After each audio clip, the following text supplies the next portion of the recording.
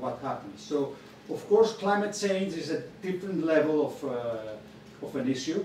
So if you think that climate change could destroy the whole Earth, then you should think about it differently and act differently. But I would agree with Nikos that we have to think about technology and how much it can improve. And I would agree with you that we have to deal with it, try to deal with it also on a personal level. For example, try not to eat too much meat. But I also that there is new research proving that you can reduce substantially, probably up to a third, the gas that is emitted through gas meat production by changing the diet of cows. So it's like it's a combination of things that we can do ourselves and that technology can do to improve things. And for me, it's important to try to find the most efficient measures to fight climate change. Because the way that we try to fight it might clearly make things worse.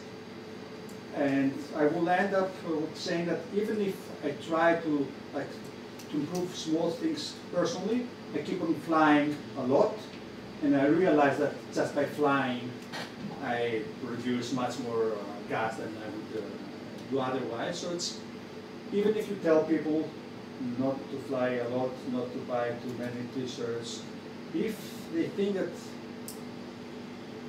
you are telling them how to live their lives, they will probably not listen. So it's very difficult to change your way of life. Maybe you change a few things here and there, but change your complete way of life is not easy to do.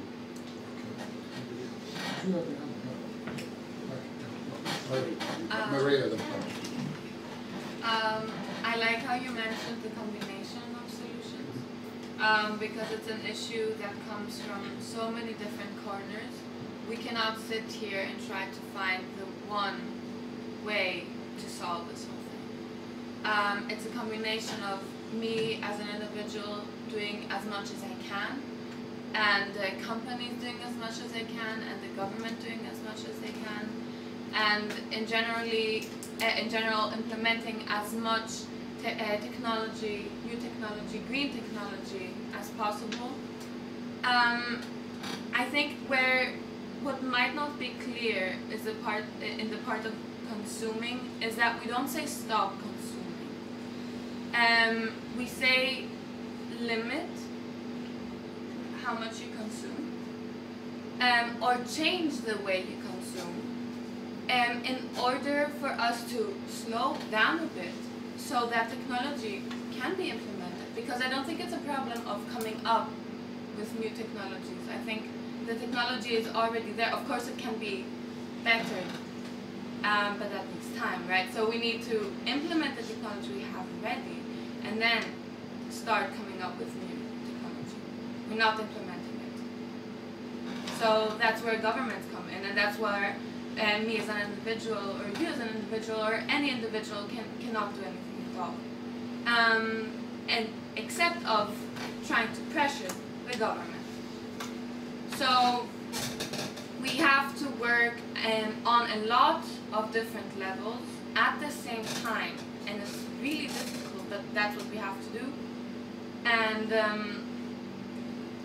there's really nothing more to say than to listen to the scientists and to the IPCC report, not to any summit or any resolution that the summit has brought out, like the Paris Agreement or the Kyoto Protocol. It's not strict enough. Really listen to the scientists. And I would like to go back to something you said before. I don't remember your name, I'm sorry. Well. In the beginning, actually, about our demands as a movement not being specific enough. Well, I think the only thing we're basically saying is listen to the science. Right. So, and we're actually, when we're saying listen to the science, we're talking to the masses in order for them to maybe think about it and change their lifestyle a bit, but more than anything, talking towards the government and the companies, and they know how to understand science.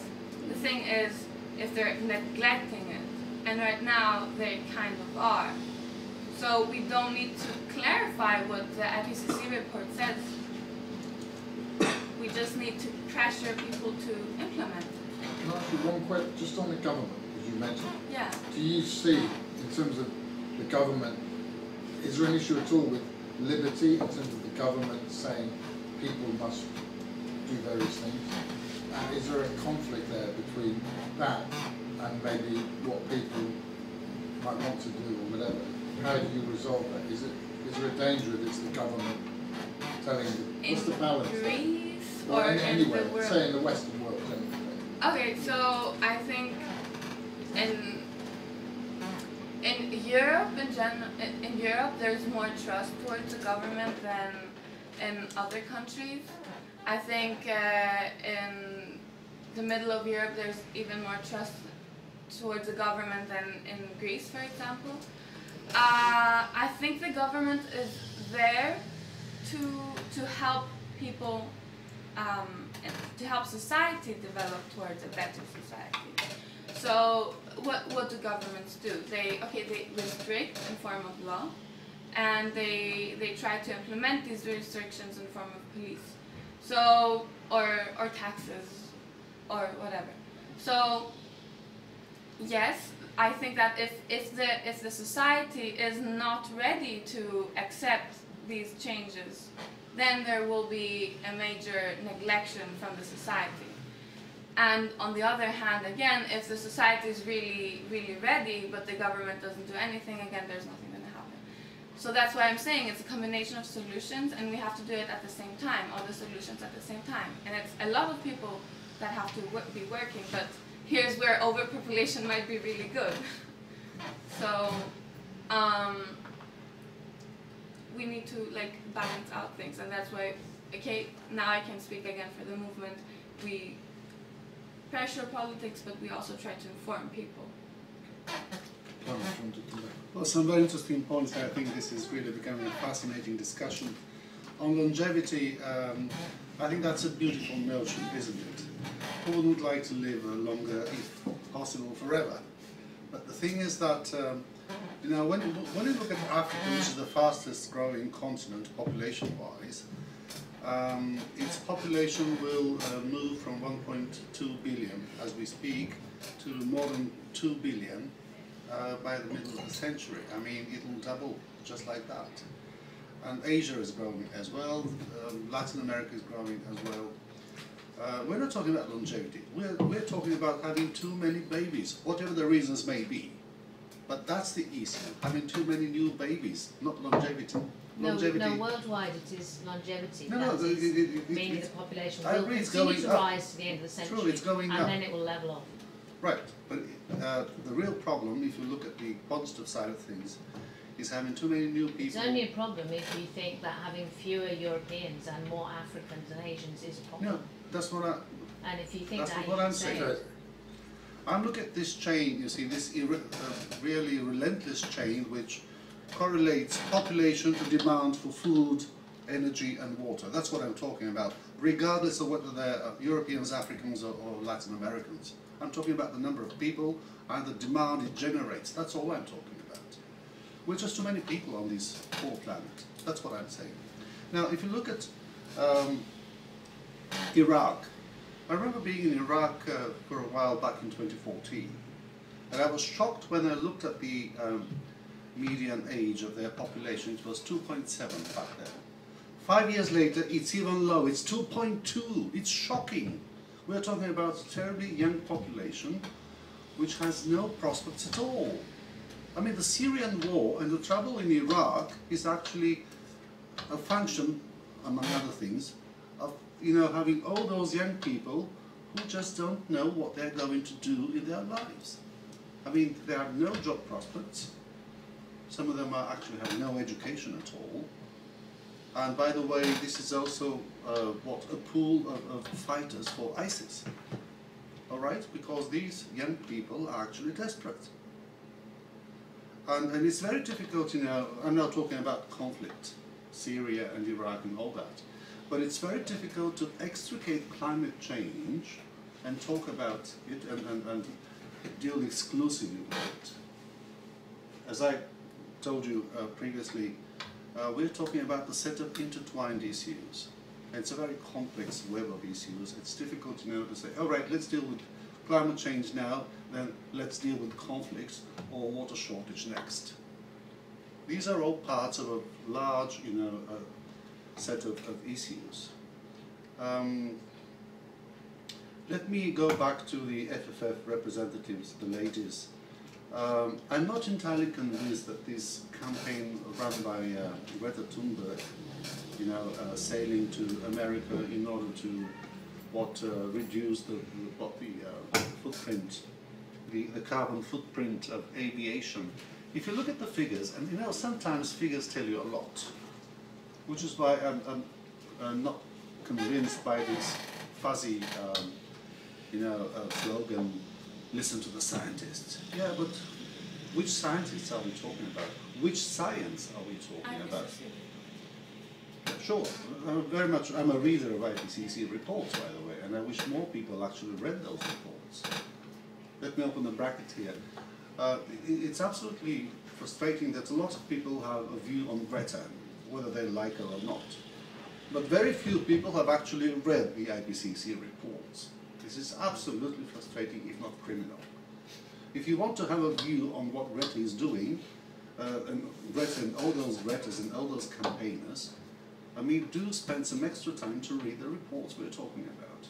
Let me close the bracket and go back to the point I'm telling you about. I don't think that this campaign made a lot of sense, sailing towards America and reducing the carbon footprint of aviation. If you look at the figures, the aviation carbon footprint is only 2%. This is not the big, I mean, that's not the biggest issue we're talking about.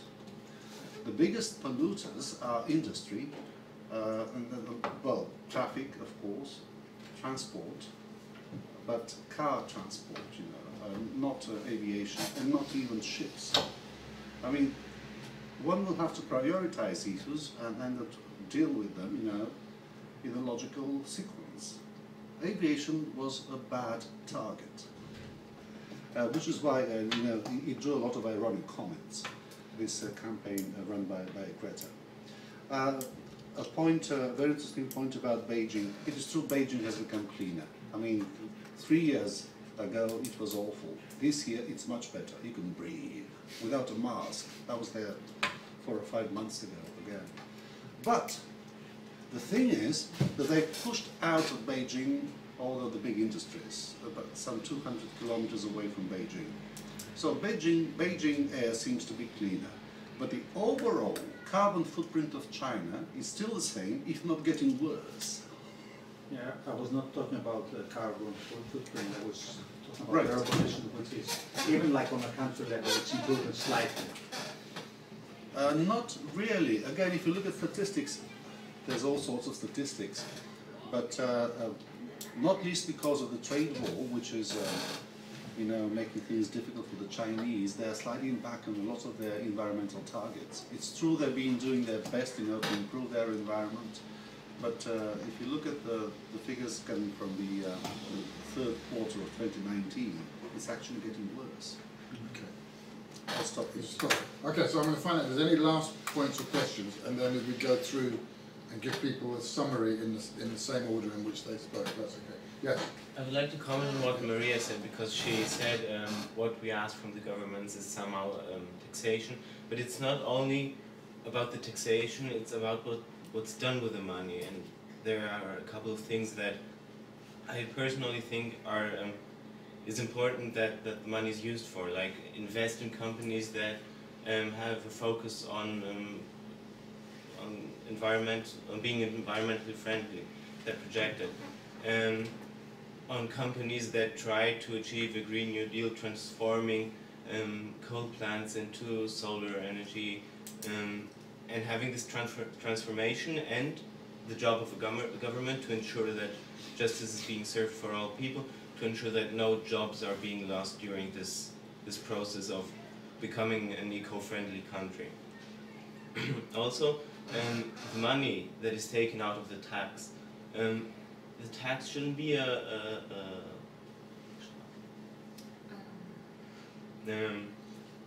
punishment for the people, but they should understand that the money goes somewhere and they can see it, they can use it afterwards.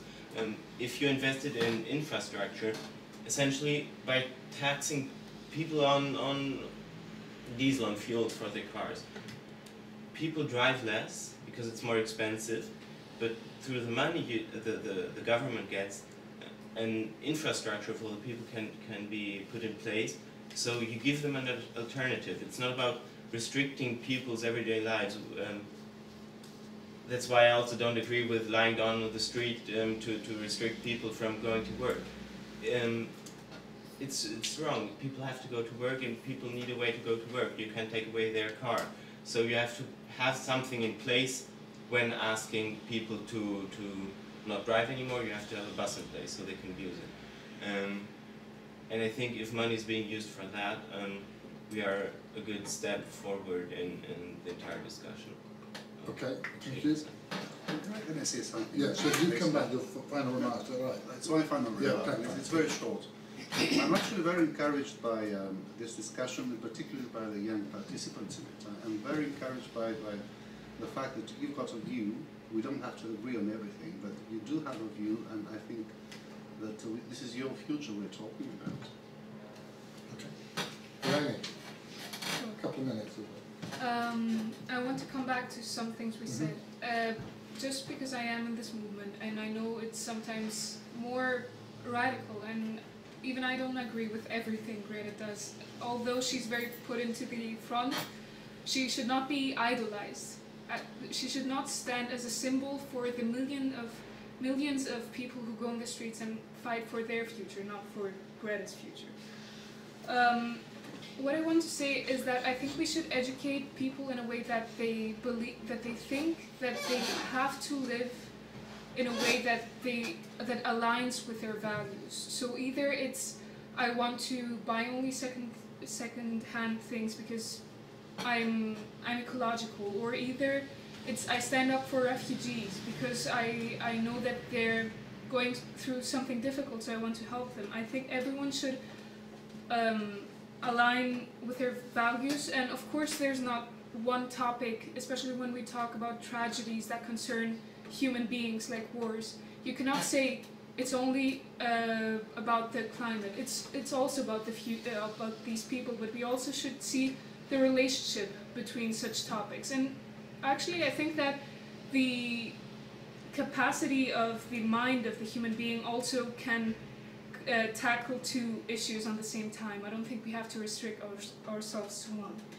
And also, we shouldn't restrict ourselves in all topics. We should prioritize. I mean, if we talk, for example, about plastic, I'm not a person that supports that we shouldn't have one-way plastic in medicine, for example, because there's a good reason. It has to be sterilized, it has to be in a package, so that another human being does not become sick because of this. But this is not a reason why we should just use one-way plastic in many packages each day. And why we should not, in Greece there's a statistic of recycling, I'm not sure, a little over 20 or a little under 18, 17% it must be.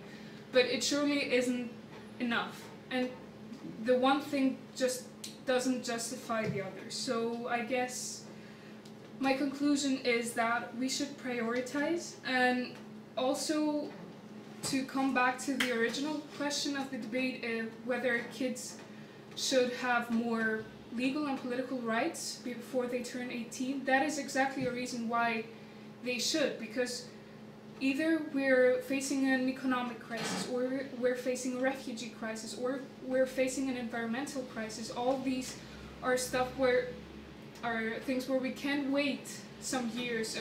I can't wait 4 years to give a vote, to say my opinion through my vote, but I need to vote now, and I need to vote as soon as I have the mental capacity to do so. Thank you. Eleni. Nikos. Right. So, two things for the end. I agree with our friend over there who says the question is which is our standard of value. Our standard of value should not be merely how do we have less impact on nature. I mean, sometimes this could be important, but the standard of value has to be, in my opinion, human flourishing. The standard of value needs to be the life of human beings. Let me give a silly example, it's not even that important. Like in September, I live in the UK, my sister was about to give birth and it was very delayed and it was a very tricky medical situation. So one day she called me, she's like, I wasn't a doctor, so either I give birth till Thursday or I have a cesarean, how is it called? So I managed to find a flight for the next day with some like 150 pounds and I was with my family this very happy occasion, and I think it was the strongest memory of the last, I don't know, probably ever for me, right? Now if someone would tell me that I'm going to take this away from you, or even more, to take this away from people in poor countries for which these amenities and this cheap energy and all that stuff is an issue of life and death, I would be very angry, actually go to barricades. Because I think it is these freedoms that is so crucial. So let's hope that we can solve these problems, and I believe we can, but by limiting our freedoms, this is not going to be a solution. And one last thing for overpopulation. When we see a new baby, we should not see it as a consumer of resources, as a greedy mouth to be fed. A Chinese or an African or any baby could be the person who's going to come up with an excellent new treatment for cancer, or it's going to be the two hands that is going to build, I don't know, a dam that is going to protect its village, and it might even be the person who's going to come up with a formula so that we can reach nuclear fusion, which is the cleanest form of energy, 5 years later, earlier than we'd hope. So, you know, trust people, basically. That's my argument. Thank you very much, and thank you to everybody, because of many different views and people disagreed. They all did it within a certain civilized atmosphere. So thank you very much. Thanks a lot. Thank you. Okay, if anybody wants to stay around for a drink, thank you all for coming. Thank you very much. Κοριτσάκι. Να είσαι καλά. Αν όμως είναι 8, είναι άλλη ιστορία, έτσι. Ακόμα και με τις χειρότερες προβλέψεις, επειδή είναι αυτό που είπε η κυρία, ότι επειδή όσο γίνονται πλουσιότεροι θα γεννάνε λιγότερο.